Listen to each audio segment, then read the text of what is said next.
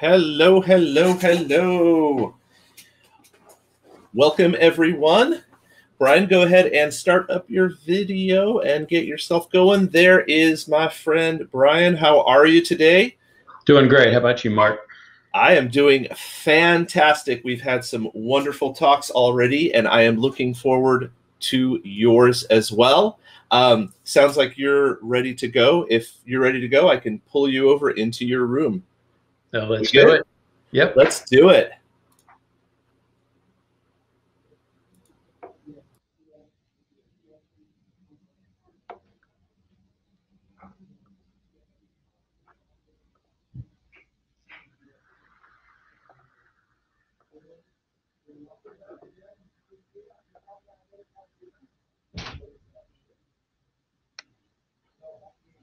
Hey, Andrew, how's it going?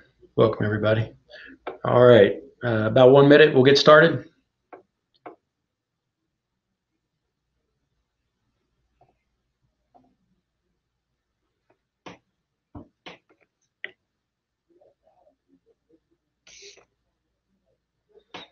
NC's fine, a little warm, humid, usual weather.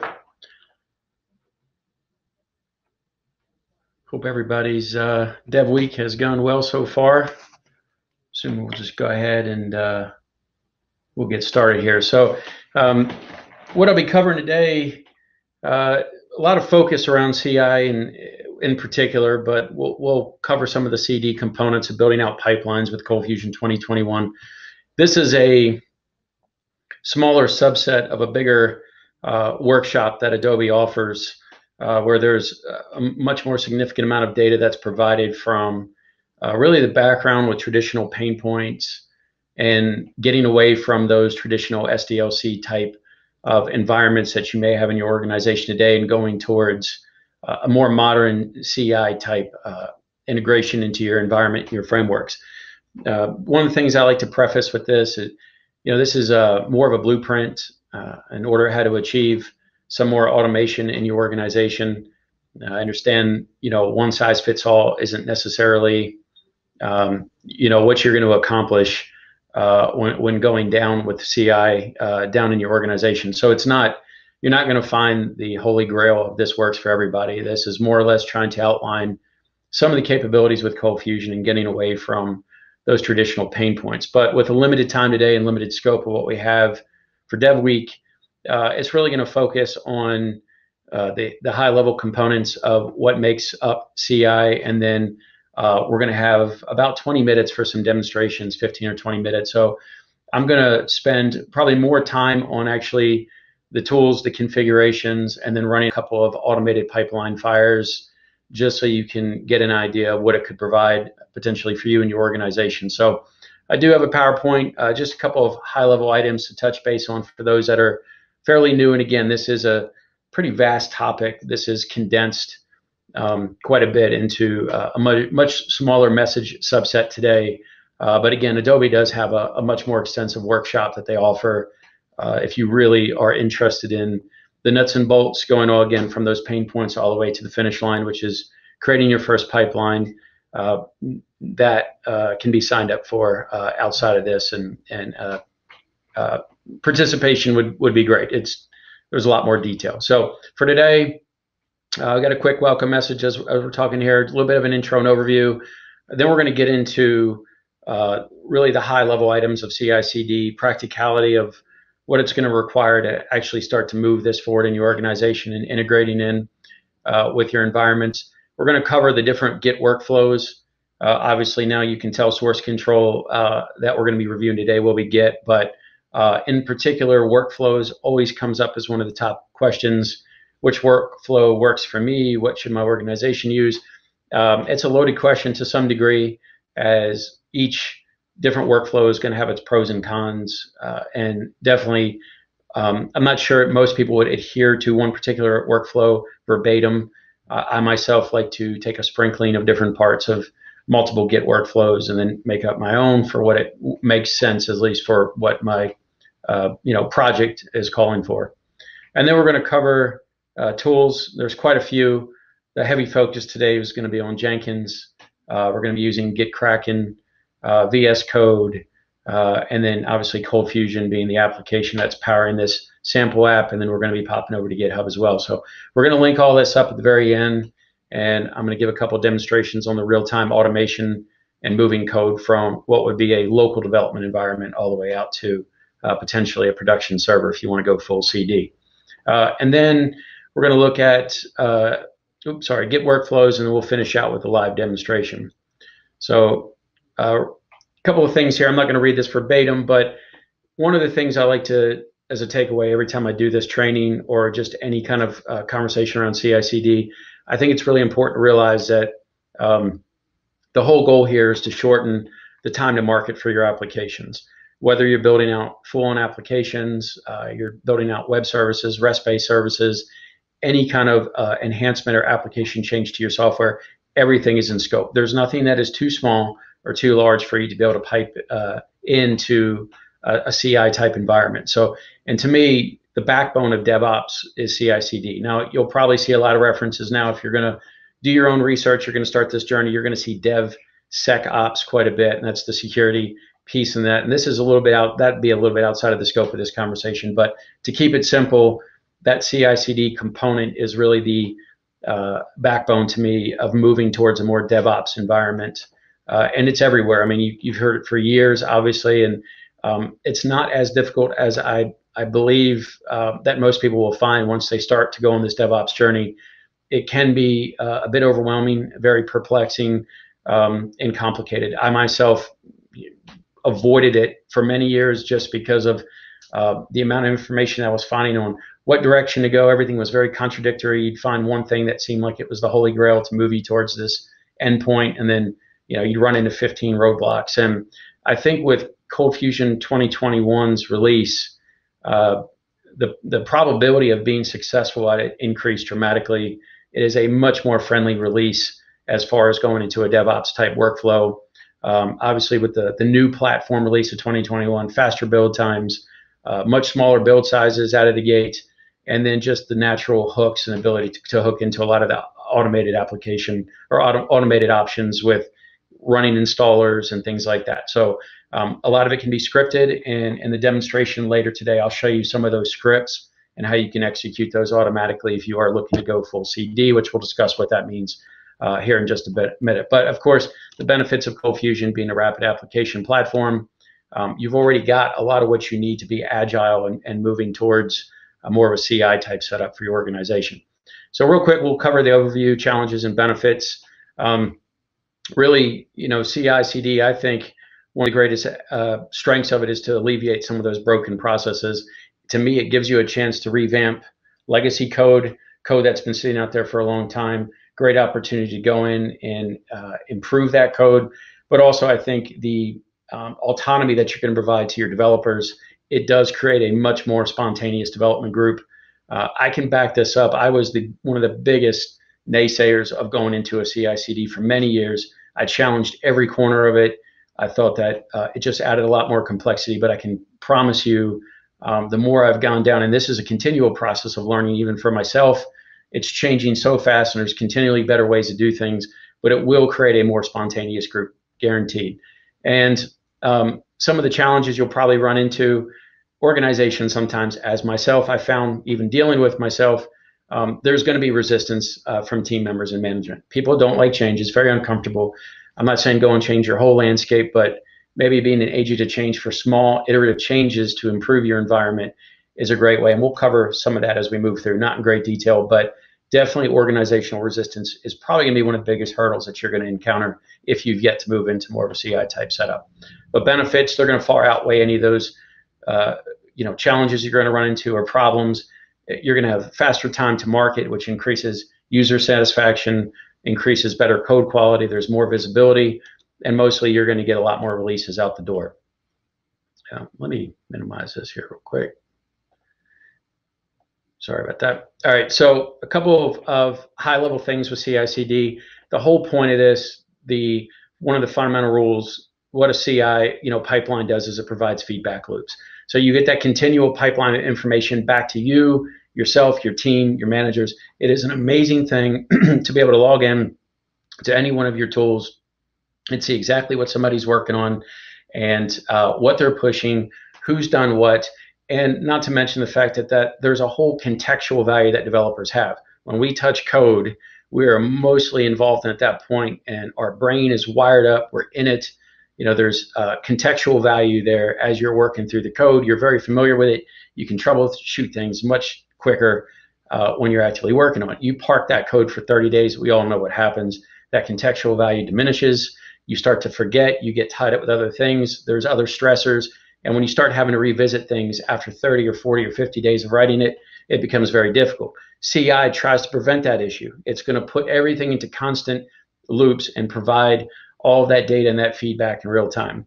The other thing too, revamping code, you're going to find that some code does not work well when you try to push into a CI. For example, if you're hard coding things, if you're using conditional checks for environment variables, if you've got conditional checks for if this is equal to dev or if this is equal to this IP, that's a big problem. You don't want to have code that continually relies on conditional logic and code that's been hard coded for environments where you're making manual changes every time you move from server to server.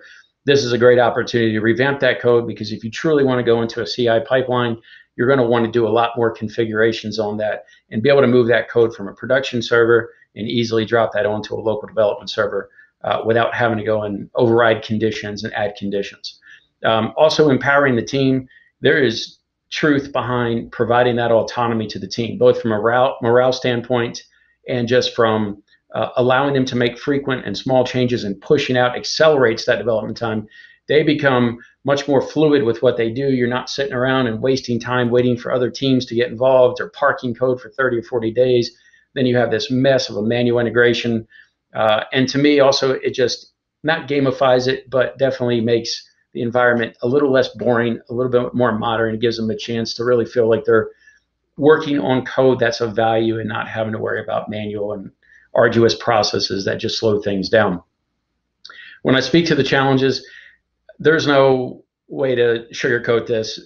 Anytime you shift with a drastic change in your environment, especially going over to more of a CI/CD type setup, all your processes most likely will change. And with that is going to come a lot of risks. It would be completely foolish to sit here and say, hey, if you go to CI, all your problems are solved tomorrow. Your team's going to get better. You're going to get faster. You're going to push more code. That is probably the furthest thing from the truth when you start this process, especially, again, if you're going new. It's potentially very difficult to wrap your head around the initial stages of what you're going to do. It can be quite damaging if you make significant changes to your development environment and your team members. There's a lot of cognitive stress that can go and accompany major changes like this.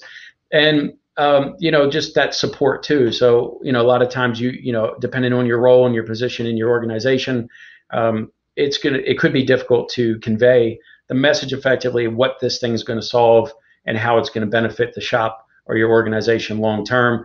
My best suggestion on that is to definitely try to find small environments or small application code bases that might be excellent candidates to try to push this out and measure the success. You can get a couple small wins. You get buy-in from both the development teams and from management.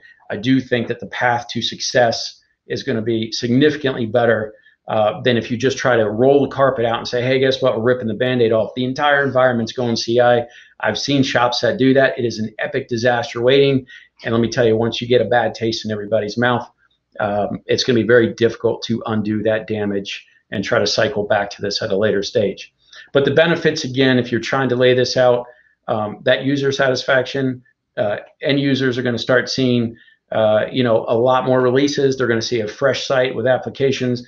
You're going to see a lot less bugs. Things are going to be detected much earlier with feedback loops. That means developers still have that contextual value. They're going to quickly be able to address these issues and fix it, which means, again, end user satisfaction is going to be better. You're making small and frequent integrations. You're not going to sit down as a developer and code away for 6 weeks, 7 weeks, or even 2 weeks or 3 weeks, and you have 5 other developers working, and then you all throw up that Hail Mary at the very end, fingers crossed. Yeah, let's just hope that this all just merges in together nicely at the end, and we know how that goes. You'll be sitting in a war room for 24 hours trying to figure out where and why things went wrong. That is not the purpose of moving to a more CI type environment. But also, Your main branch, which we'll go over here in a little bit if you're not as familiar with it, but the whole point of being in a CI/CD environment with all those continuous merges, and you should have test cases automated and developers continually hammering it, you're going to be at a ready release state. So that means that main branch should be at any time ready to go to production, and that then graduates you more into the CD part of the conversation here with DevOps and in particular CI/CD. And one of the strategies I've always laid out with this, and I think you'll see very clearly when we get to the demo, taking on, you should never be afraid to take on any kind of risk, and to me, pursuing anything that's worthwhile. I think the bigger fear in development shops is not changing, becoming very complacent. Complacency in what we do, to me, is negative growth.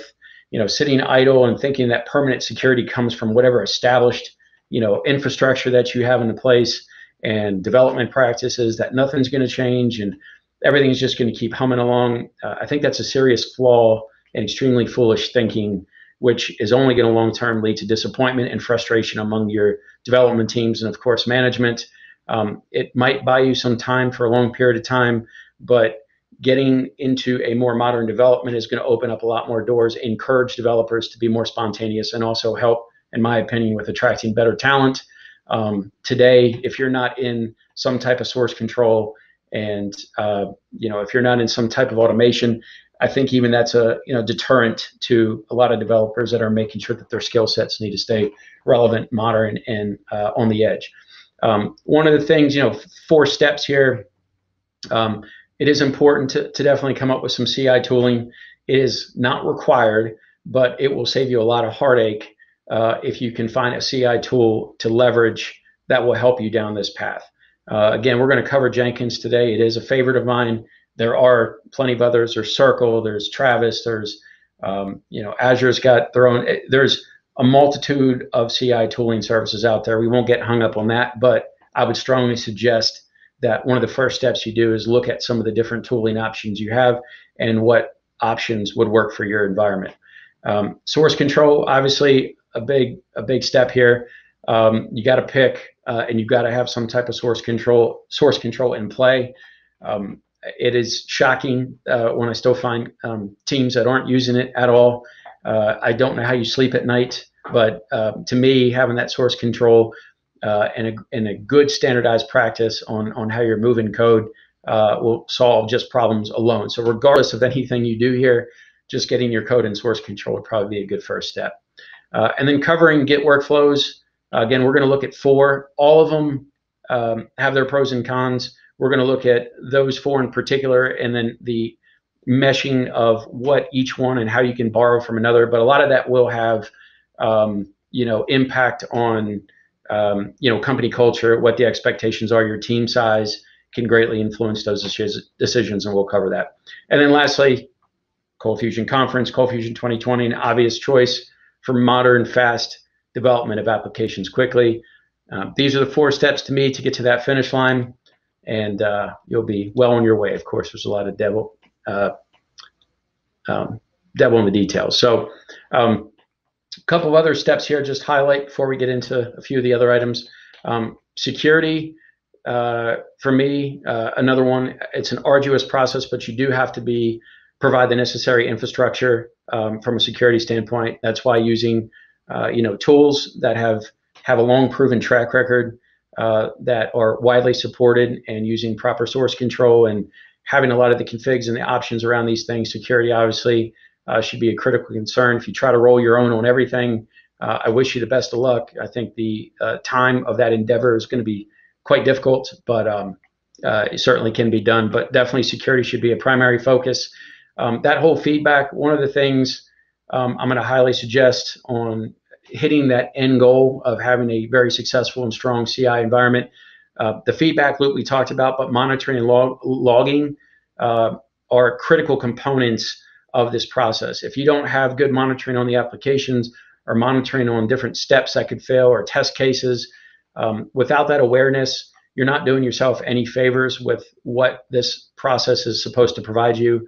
So that's not just feedback loops for developers when they push code, but it's also automated feedback that can come in the way of testing cases, Jenkins might have jobs running to make sure the site's up. Testing frameworks, if you're using Coldbox, they've got a few baked in, or just external testing tools. It's important to have some type of monitoring logging. I've loved using Twilio in the past and Elasticsearch and a combination to create, each different alerting that I wanted to monitor and be a bit more proactive. And then next up, the source control, obviously foundational building block, got to have it. We're going to be going over Git, and then releases too. One of my primary focal points on moving this is that nothing should sit. I really encourage developers at the end of the day to keep pushing, doing integrations, keeping that code fresh, and not sitting on feature branches, which is the workflow we're going to discuss a little later, not letting that sit for too long, not getting carried away by creating stashes and then saying you'll come back to it and then having all kinds of contention issues later. It's important to keep that pipeline moving and keep it fluid. And I do find you'll find success as you're starting to move through that. For the CI part, the continuous integration, again, that's more about the foundational start, looking at that local development, getting into source control, getting into CI tooling. The CD part always comes up, and I'm going to break this out into two different explanations, obviously to cover both CD for delivery and then CD for deployment. We're going to look at the differences and what those advantages may offer your organization. One thing I'm going to note at the start of this, there is no right or wrong. Most organizations, when they're embarking on the CD part of the CI/CD, delivery is generally the first one that they try to achieve. They still like to have their finger on the pulse. They still like to essentially have somebody who's approving one last push out to the production servers, and I can totally understand that. There's merit behind that. But as you advance and you start to have a much more mature foundational, testing software, testing suites, maybe you've got good checks and balances in place that will prevent errant deployments. I think trying to go towards that continuous deployment is definitely the long-term end goal. I myself avoid those manual processes at all costs, and it does take a maturity process to get to me deployment, and I'm not saying they're linear. I know plenty of people that started with deployment, skipped the delivery, and it worked out, vice versa. But there are significant differences really around the manual and automated processes. So just to cover a couple of the highlights of continuous delivery, one is that code should always be production ready. Two, early deployment. So if you do have artifacts that require deployments, those should also be deployed. Then also, obviously, continuous delivery does require continuous integration. And the incremental rule typically with continuous delivery is small incremental deployments. And then lastly, dev plus DevOps equals success. So the whole point here is trying to get your development team and your DevOps team. And by the way, they are one development team. If you go to more of the full training, it's really breaking down how even QA folks on a team, or engineers writing code, or DevOps folks. A team is a team. There really is no, they're self-organizing. There's no title, so to say. Everybody's continually doing their job, responsible for the areas, but this is the foundation of continuous delivery. And if you really look at it, it's really just, there's a lot of similarity between the two, but the testing is much more mature. The scanning is much more mature. The metrics and error reporting, and then there's this automated piece, and it has to be, because if you look at these high-level items of continuous deployment versus delivery, you've got to have a very mature and robust testing procedures and ability to just automatically push code when scenarios pass. This gets into the non-manual intervention of someone on the team having to make that yes/no decision to move code. It still requires, just like delivery, small changes are encouraged. And if you're continually integrating those small changes, and the testing is solid and the testing is mature, there should be little impact when pushing code out to production in an automated state. But again, there is a ton of detail on those two items, and there's definitely a process for getting to what you would say might qualify as a sure thing to help with the automated on the production side. And then coverage, it is, I think, near impossible to probably cover all testing scenarios for your applications. Developers should be writing their good solid test cases. You might be lucky enough to have the budget for a QA team or testing team. And then there's also some automated libraries and scripts you can use. But that coverage is difficult. And again, to achieve, in my opinion, full continuous deployment, you do have to have a wide scope of coverage across your application for this to run correctly.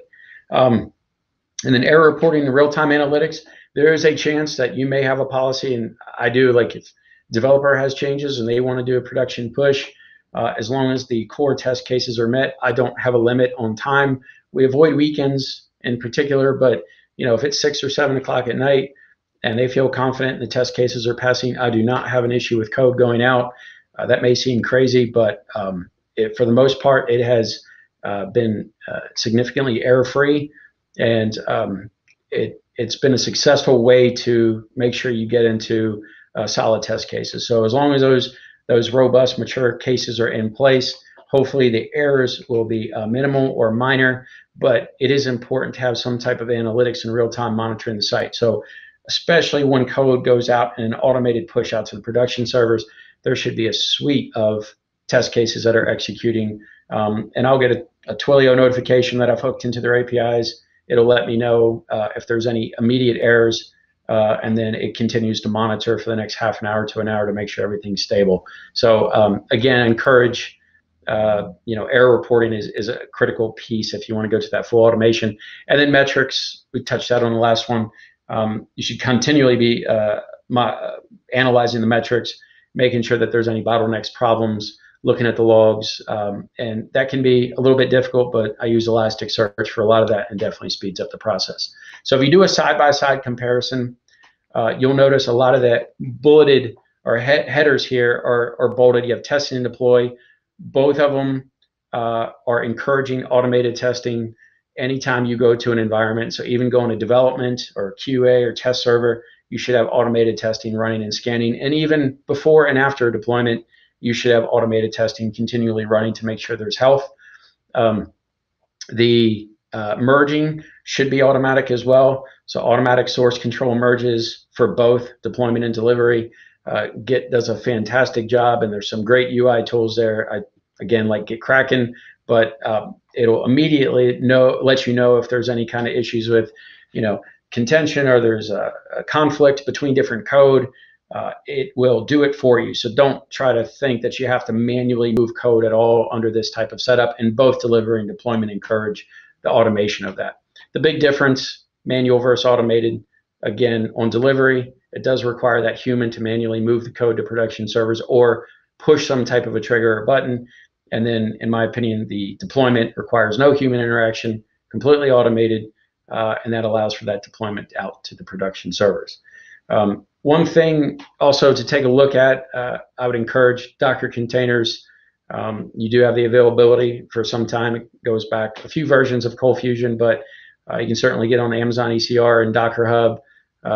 If you're not using Docker containers and you are looking to go more type of automation or CI environment, it's a great time to explore that option as well. Not bite off more than you can chew, but definitely explore some of the options with ColdFusion and Docker.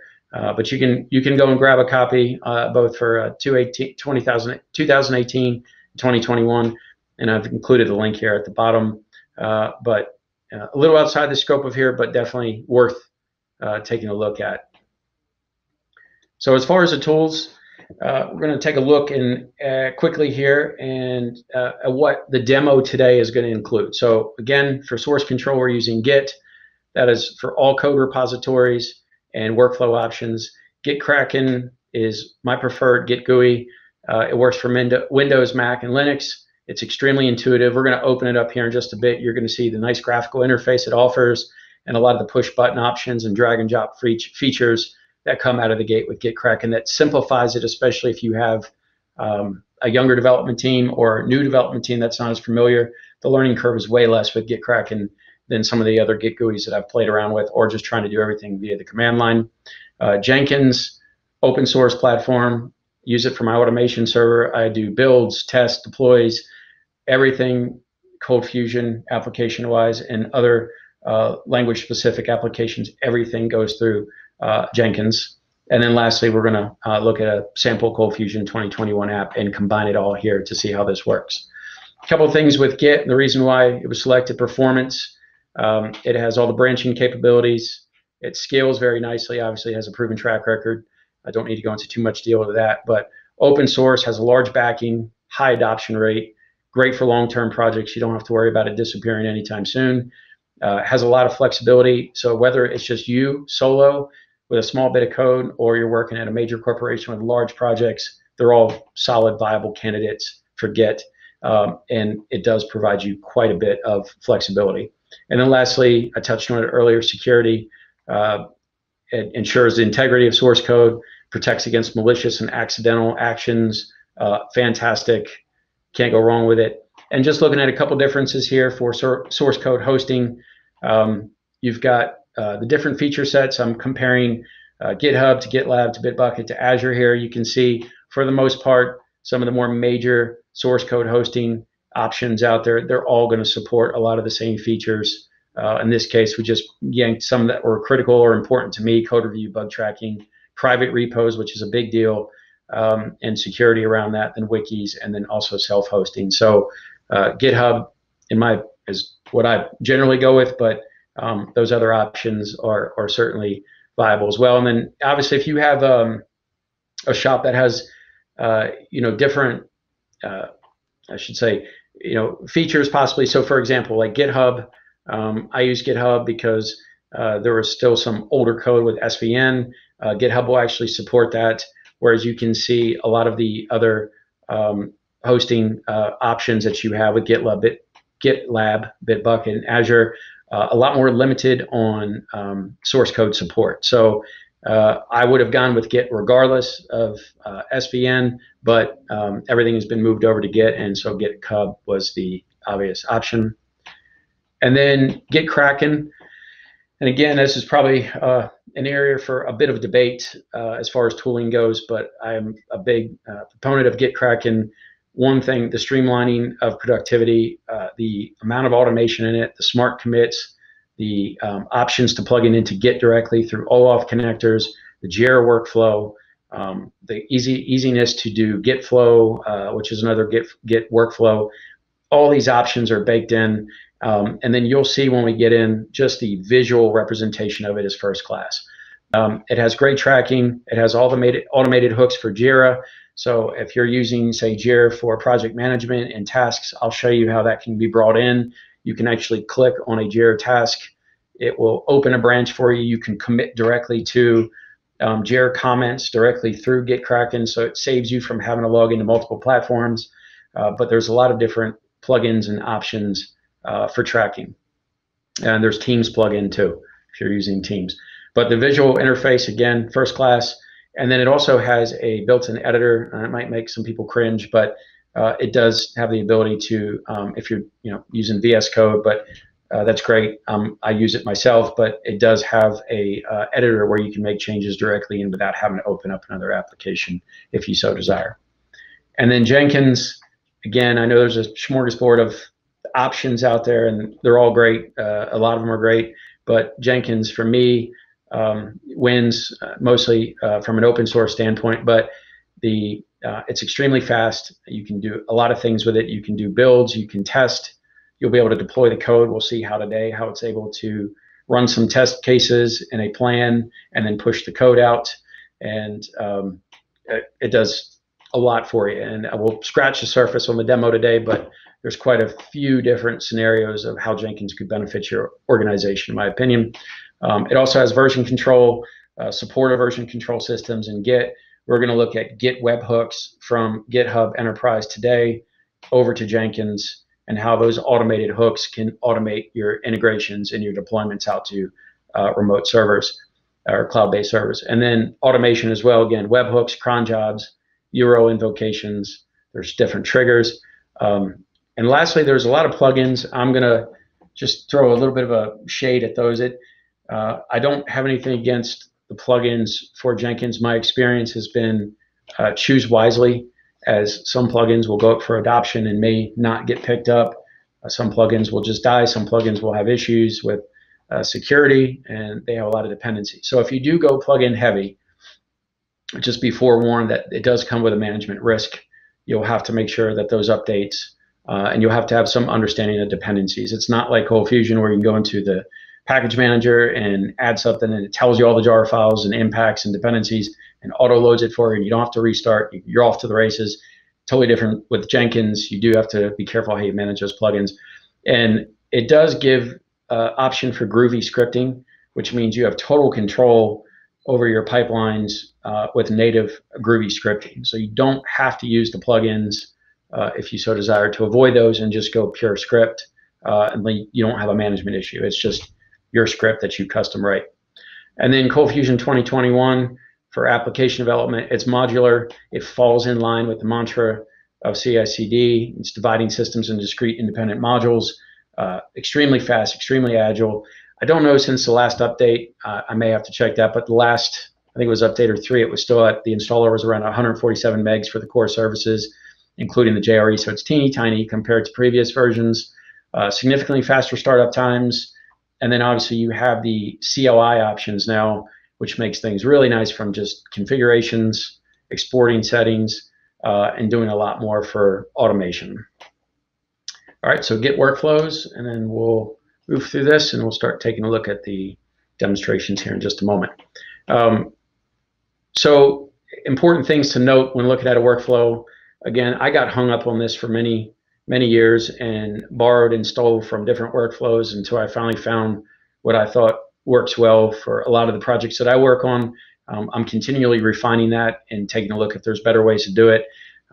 Interesting quote about Git Flow I'll show you here in just a moment. But the first piece of criteria I was looking at was if you don't pick a workflow, in my opinion, there is no framework for the team.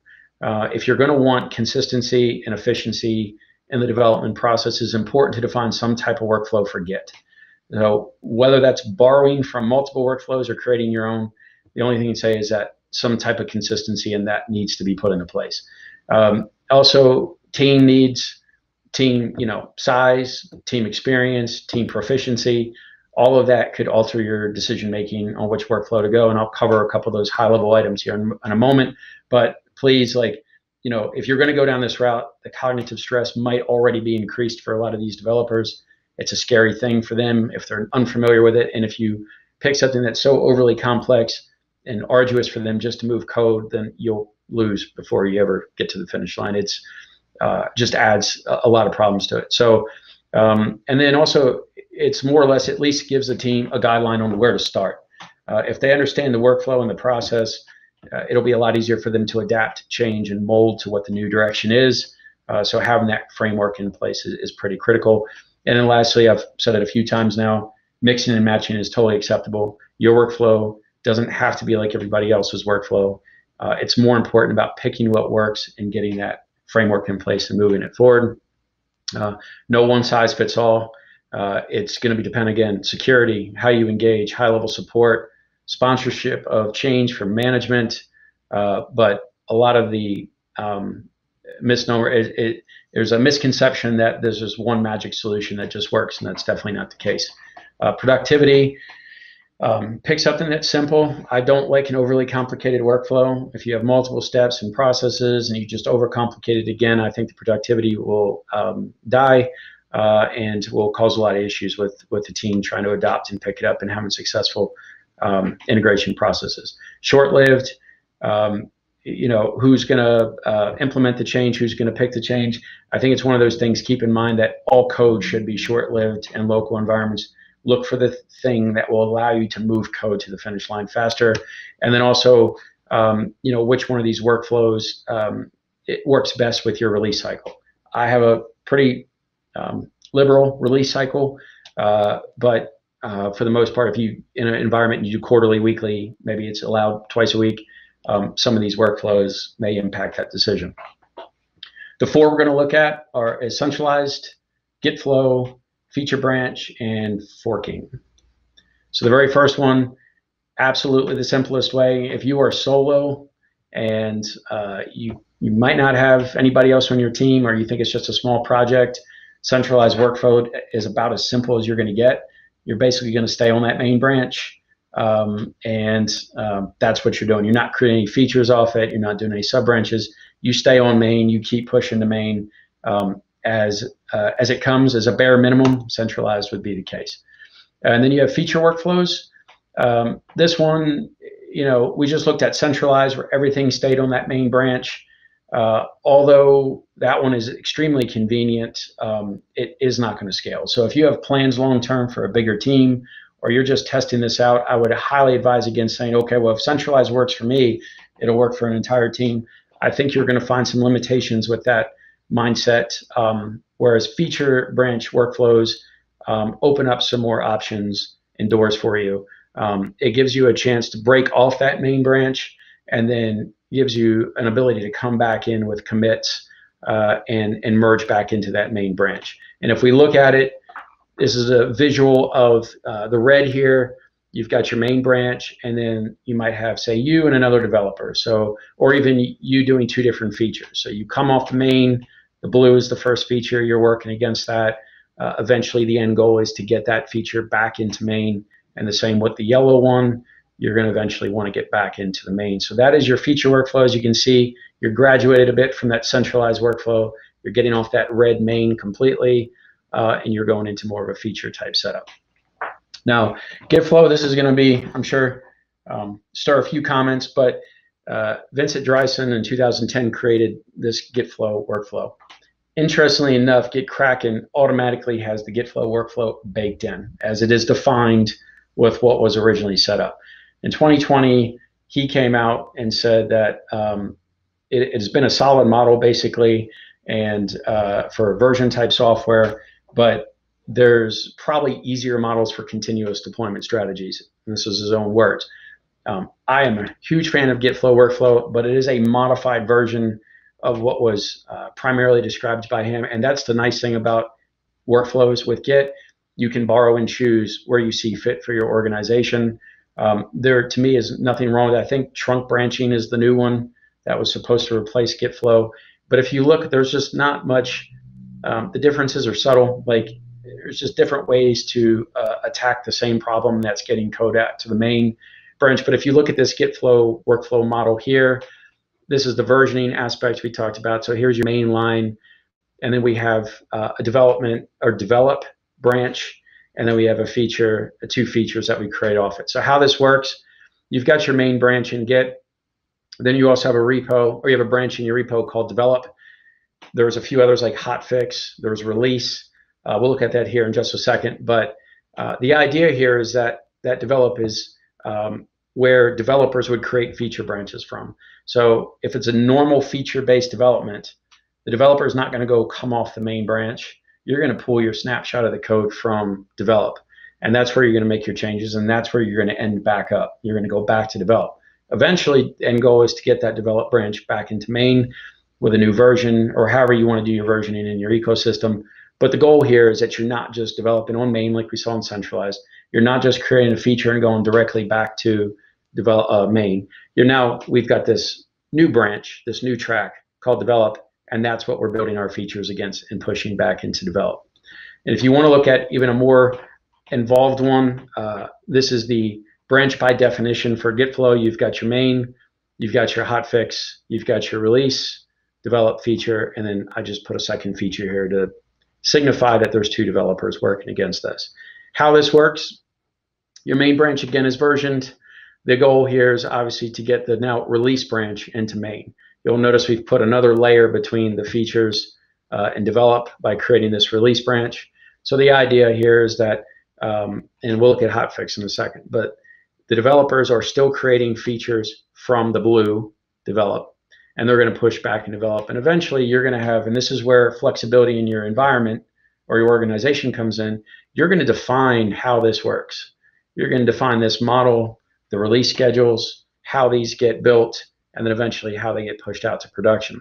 But the idea here is that developers are still coming off, or creating features off the development branch, and then you're going to get that scheduled up and pushed out to release. Again, Jenkins would come in, your CI tooling, push it into release for you, run automated checks that should be pushing into your development as well. And then eventually you're going to push this up to back to main for your production ready release. And then obviously syncing back releases, potential to sync back to develop to keep everything in sync. And then you do have an option for a hotfix, because that always comes up. Well, what happens if something goes wrong? I don't want to have to go and pull down from development branch, build local, make a whole bunch of changes, and my release schedule is not real friendly. So what do I do if there's an emergency bug on a Thursday night? You do have the hotfix. The idea here is that you would build locally, you push back to hotfix, and then hotfix would go directly up to prod, and then you'd sync back down. So it does give you a backdoor option in the event that you run into a big issue. And then lastly, the forking workflow. This is going to be a project that you have read-only access. So if there's a public project, excellent candidate developers who are contributing to, say, an open source project on that, in this type of workflow, code's going to be merged into a developer's repository, not the main branch of the project. So obviously, when you complete it, a pull request would be issued. And if you get lucky and the administrators of that project like it, then there's a chance that you could be integrated into the project's main branch. I'm thinking internally, probably for what most of the applications would require from attendees on this, you're probably looking on not this particular workflow, but some of the previous ones. Again, this is for more of like an open source project where you're asking people outside of your organization to be contributors. All right, so live demonstration. All right, so the first thing I'm going to start with, and there's some configurations here, and I would be glad to reach out. Anybody who needs any help, again, we have a full day, more like half-day workshop for 4 hours where we go into a lot of the configurations. But this right here, what we're looking at is Git Kraken. You can see here you've got your timeline, you've got all your changes, you got your branches here. I got main and develop, so it's a modified Git Flow workflow. And I've got local copies here, so my develop and main, and then I have my remote develop main here. If we pop out to the web and look, I've got a sample GitHub repository here called CI demonstration, and there's a main and develop, and right now I'm viewing the main, and there's configurations here. So there's a direct OAuth connector between Git Kraken and GitHub, and I'm able to in real time read out to that GitHub repository, and that's what you're seeing here with the remote. And then I have the local copies here. So any changes I make are going to be local, and then the end goal is here to get it back out to remote origin through whatever development practices and standards we've set. You'll see here as well, there's different connection strings. So GitHub Enterprise, there's Git Kraken boards, there's GitLab. Guaranteed you've probably got options in here for automatic OAuth connectors. This is a great way of linking some of these other applications to Git Kraken seamlessly without you having to write any custom code. And then you also have a Teams hook here as well. And then you can write your own GitHub actions. So there's a lot of options in here. Honestly, you could probably spend 4 hours just going over the multitude of options inside of Git Kraken. One of the nicest features, I think, is that it automatically enables Git Flow for you. So if I want to create a new task, there's a couple different ways to do it, but I've got local code running with a local ColdFusion server. So the idea here is I'm not on a shared environment, integrated environment. I am building local, and then when I'm ready to push code, I'm going to be facilitating that through Git Kraken. And really all that's doing is directly integrating and interacting with GitHub online. So I've got this GitHub repository. Git Kraken is going to communicate directly through the OAuth connectors. It's going to help facilitate the move of that code into GitHub and specify which branch it's going to go to. Now on Git Flow, I said, there's hotfix, there's release. For sample purposes, we're going to go with this modified bare minimum Git Flow option here, which is main and develop. And in settings, if you're interested, there are webhook connections here. And the reason why this is critical is this is going to go to a local copy of Jenkins that I have running. And this is Jenkins. So this is my CI tool here. And for the demonstration purposes, I am running it local. So I'm using ngrok to punch a hole from GitHub and to be able to communicate with triggers from events in GitHub. So this Jenkins platform here, this is my build. This is what does automated testing for me. This is what's going to move code to servers. This is what's going to do those automated deployments. And I've got a sample pipeline here created. And once you go in, it's very easy to create one in Jenkins. There is a bit of a learning curve with a lot of it, but you can come in here to new item and you can create a freestyle project, a pipeline project, multi-config, folder. Generally, I find myself on either a freestyle or a pipeline. But once you create one, you're going to see an empty shell like this, CI demonstration. And when you come in here, you'll see I've got a history of all my builds when they've run. Then I have this nice UI here that shows each step of the build process and whether or not it passed, and then a metric for the timing of it. So for this sample today, I've got checking out code from GitHub from Jenkins. So I'll be able to go to GitHub over the net through ngrok, punch a hole to my local, and grab all of the code from my GitHub repository and the particular main branch is what I want to push out.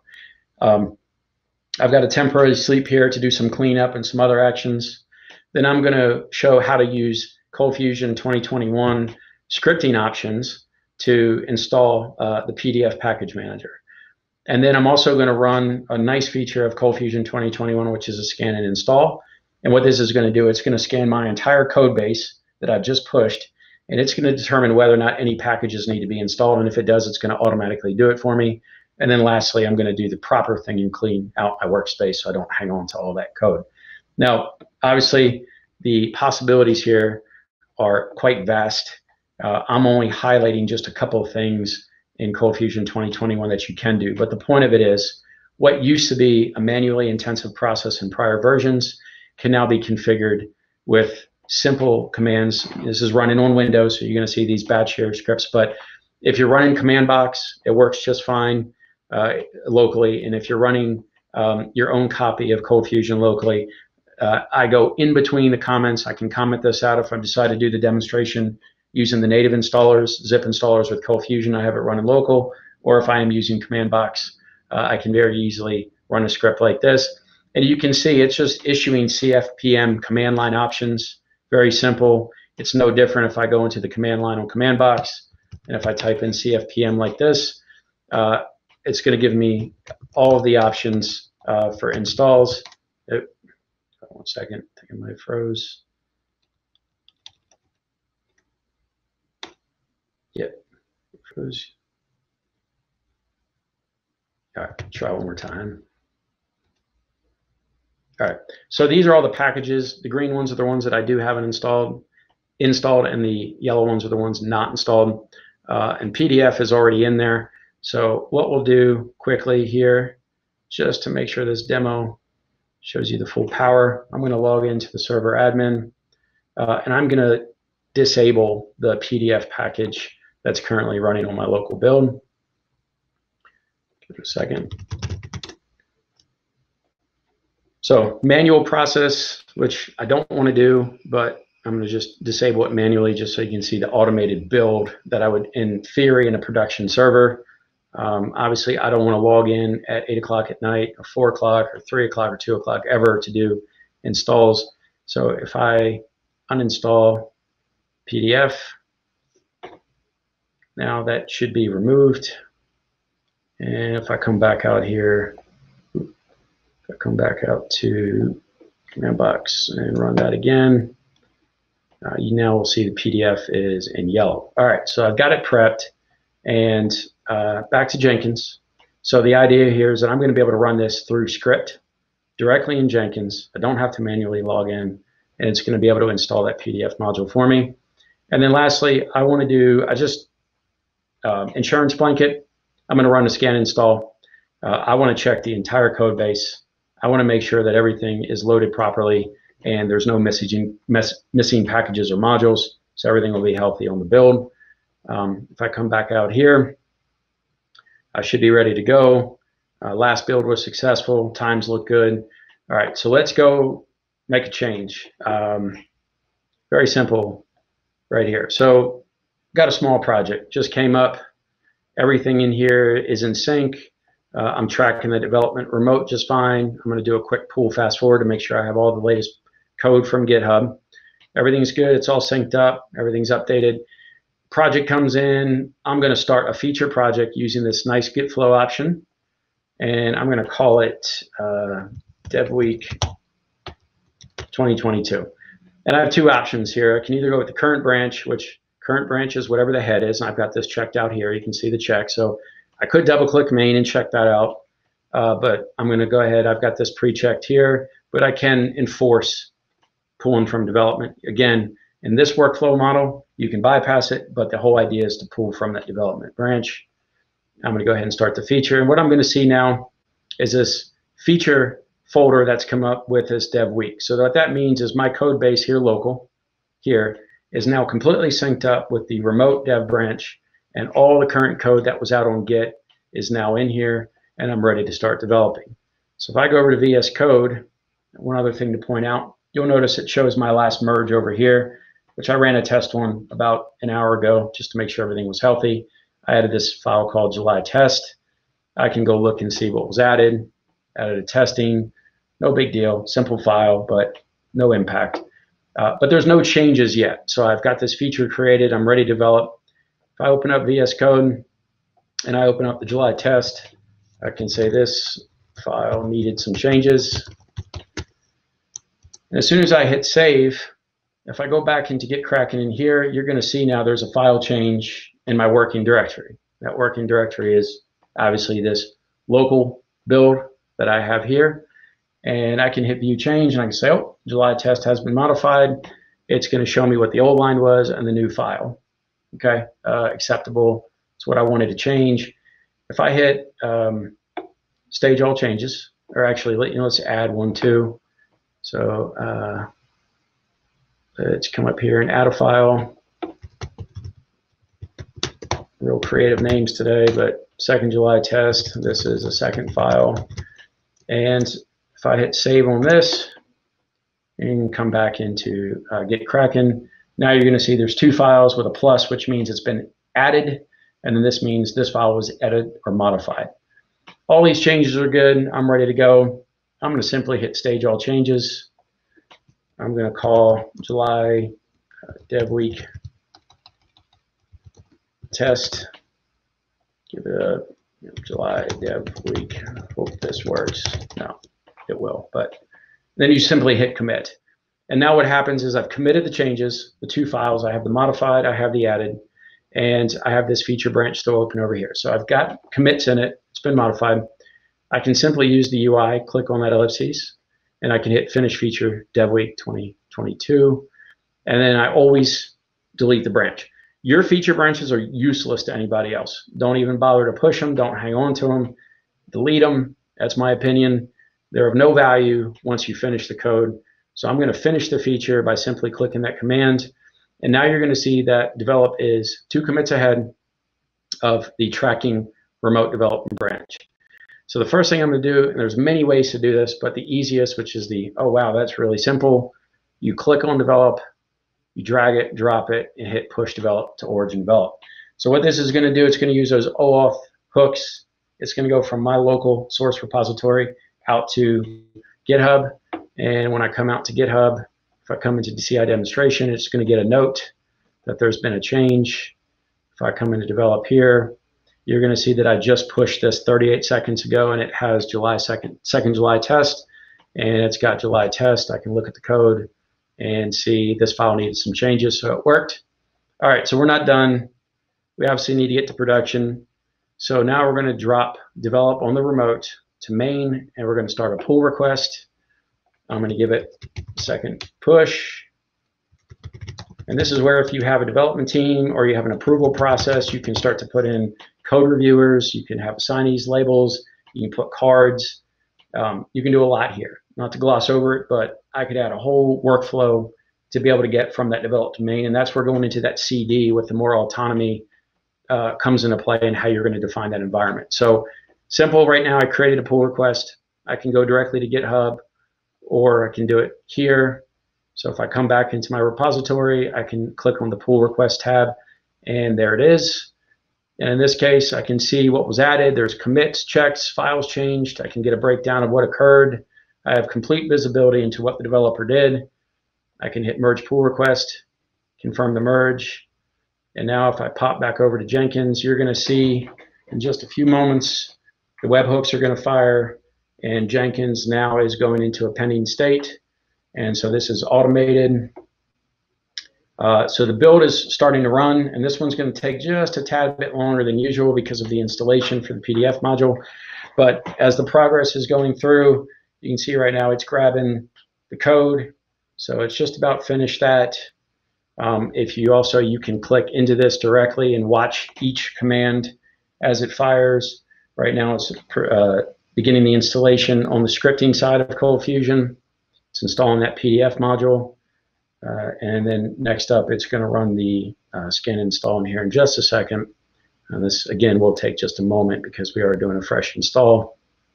And it took 22 seconds, a little slower than usual. Running the scan install now. That should come back healthy. And then lastly, I should get a clean build. You know, you could have test cases running in here and a number of other things. But if I do come back into the command line, I can see that PDF now should be in green. And there it is. So PDF has been installed. Again, completely scripted. Massive potential here with automation, with testing. As you can see, these Groovy scripts here, you can do quite a bit. It's what I showed you earlier. You can script any kind of customizations you want in here. And then lastly, I'll just go into Git Kraken one more time. I'm going to make sure that I sync up. My local main is now 3 behind. I'm going to pull fast forward. Develop should be good, but I'll pull it anyway, just have it. Now I'm completely synced up and I'm ready to do my next commit. And I've just pushed code from my local area out to production. All right, I'm like probably a little bit behind here. It's 3:29. That concludes the demo. I'll pop back in here to the chat room for any Q&A. Again, I know that's probably a lot of information. There's a lot of different options here, but I think it's a wonderful process to try to embark on for your team. All right, I'm going to take a quick look at the questions. I've not used Axosoft for project management. Interesting though. I may take a look at the same time. I'm heavily invested in Jira at this point, and it seems to work pretty well. Yeah, I could see where VS Code may possibly replace Git Kraken. I do pay for the Pro version with Git Kraken because there's some extra features in there with Teams and Jira, but that has been one of the items I've been thinking about moving forward with, and possibly looking to remove Git Kraken. But I've gotten so comfortable with it, and it's a really nice UI. Delivers guys, see here. So like Fusion, there was a question around managing dependencies in your code show. Okay, I think it was just more of a comment. Let's scroll back down here. Source tree. So I used source tree for a while on a Microsoft project actually, but I looked at going back there. I just thought that the benefits of Git Kraken for the development team I had offered a lot more flexibility, and the learning curve was much better. So I don't think there's anything wrong with source tree. Just again, many tools to solve the job here. Yes, the slider files will be reused. All right, and source tree.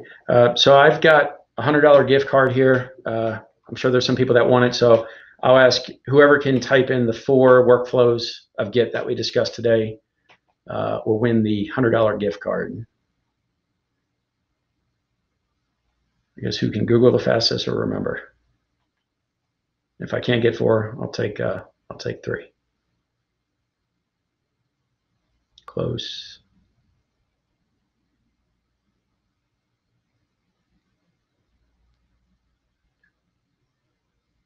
JR Krogman, I will go with you.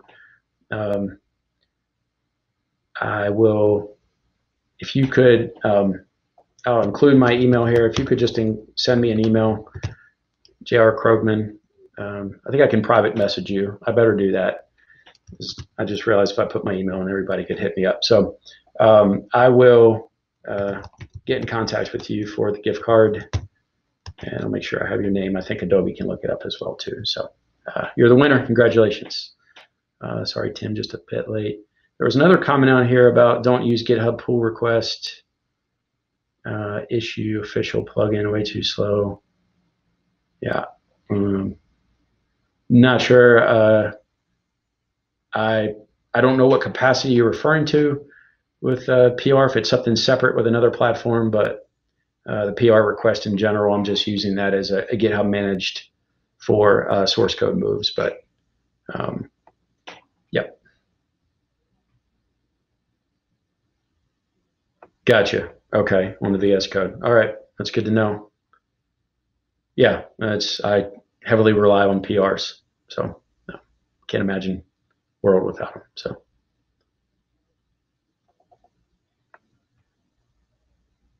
Yep. So I've got Jira directly in with GitKraken and GitHub. Everything's all linked up, so there is no multiple places to update, even with timings and estimated times.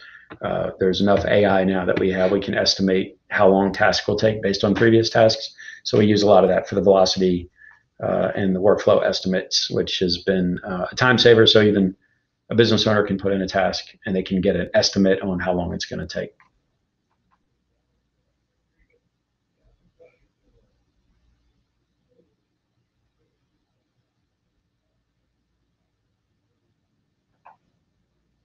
Let me see, another one.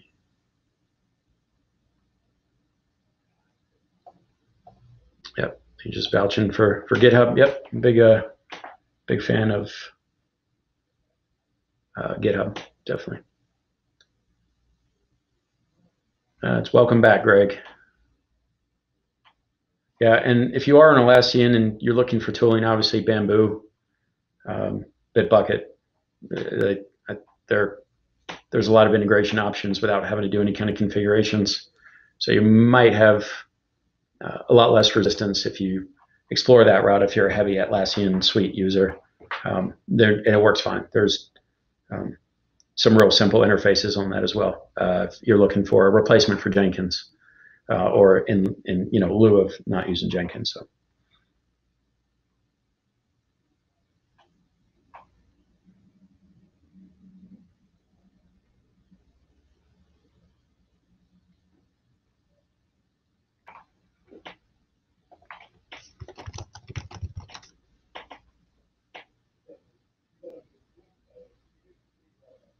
I think we have just 2 more people typing, and then so I appreciate everybody attending today. I hope the rest of the Dev Week presentations this week go well for you, and hopefully we'll see everybody in October at the in-person. I'm pretty excited about it. So enjoy the rest of the week and the presentations, and talk to everyone later. I'll hang out just for another moment, but in case there's any questions, but I know we're over. So. Awesome, Brian. Thank you so much. I'm going to move us over to the outro here. And once again, thank you so much, Brian Sappey, for that amazing talk on CI/CD. I know I learned a lot. If folks could please make sure that you use the feedback poll. Our speakers really gain a lot of value from getting this feedback to help them hone their craft. So please make sure that you get in there. That is going to be it for today's speakers. However, starting up tomorrow morning, we have a very special talk.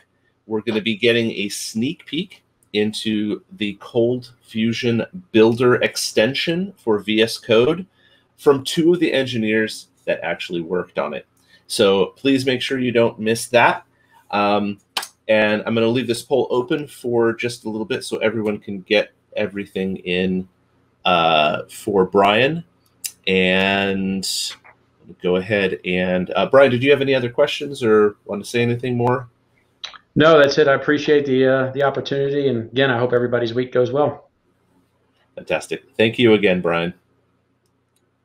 You're welcome.